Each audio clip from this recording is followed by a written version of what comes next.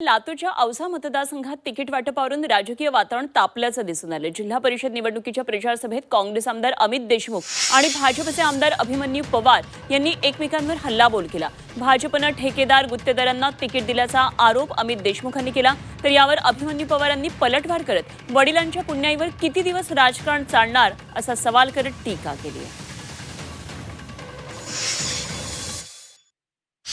भारतीय जनता पक्षानं सगळ्या गुत्तेदारांना तिकीट दिली आहेत असं कळतंय।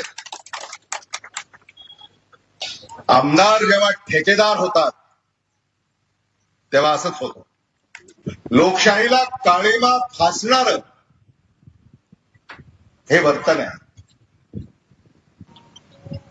सामान्य माणसाच्या मतावर राजकीय पोळ्या भाजण्या पलीकडे भारतीय जनता पक्षानं काहीही केलेलं नाही।